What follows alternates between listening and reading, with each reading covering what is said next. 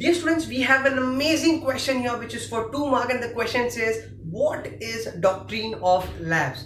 This question, dear students, had already appeared in ICSE board exams 2017. So you can pretty much understand how important this question is. So let us try to understand how well we can structure this answer. Since it's a 2 mark answer, we know that we need to write at least 3 to 4 points in order to suffice the need for the answer.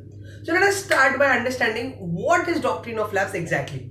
Dear students, we know, as we have already studied in the chapter, that Doctrine of Lapse was one of the ideas, one of the schemes that the British had planned to snatch away the Indian kingdoms from the Indian rulers. So the very first statement of the answer would be, Doctrine of Lapse was a policy of annexation, very important word, policy of annexation, used by the British in order to take away the Indian kingdoms from the Indian rulers. Now, the second point or the second question that comes to mind is, who made this idea? Who came up with this idea? We know that this man was none other than Lord Dalhousie. So the second point of the answer is by default the name of the person. So the second point in the answer will be Lord Dalhousie came up, or Lord Dalhousie implemented the policy of annexation. So in the third and the fourth point, we'll be describing what the plan exactly does. Dear students, we know, as they say in Hindi, that Raja ka beta hi Raja banega. But agar Raja ka beta hi nahi to kaun banega?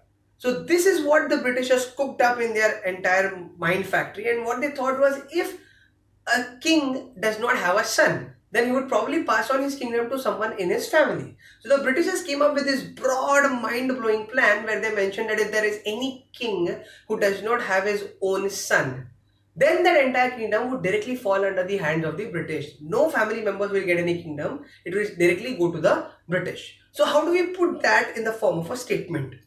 Rulers of the dependent state who died without a natural heir to the throne, their kingdom would be passed on / their territories would be passed on to the East India Company, which is, once again, I hope, very clear, students, that if there's any king who does not have his own son who will be the future king, then there is no policy of giving that kingdom to someone else. That entire kingdom will be going to the East India Company.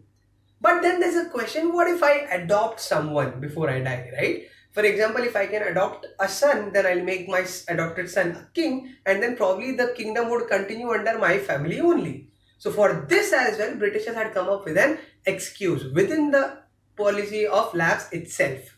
So what was this excuse exactly? So the Britishers said, if you have adopted anyone without prior permission to the British, suppose you have adopted a son and you had not taken permission from the British in advance, then he will not be considered official, and he will get only any private property or private money that you want to give him. But the kingdom and the territory will by default go to the British. So how do we put this in the form of a statement, dear students? We will write this entire statement as, heirs adopted without the consent of the British would inherit only the private property of the deceased ruler and not the kingdom and the territories, which would directly be under the East India Company. And that is how we write a complete 4-statemented answer for this 2 marks question.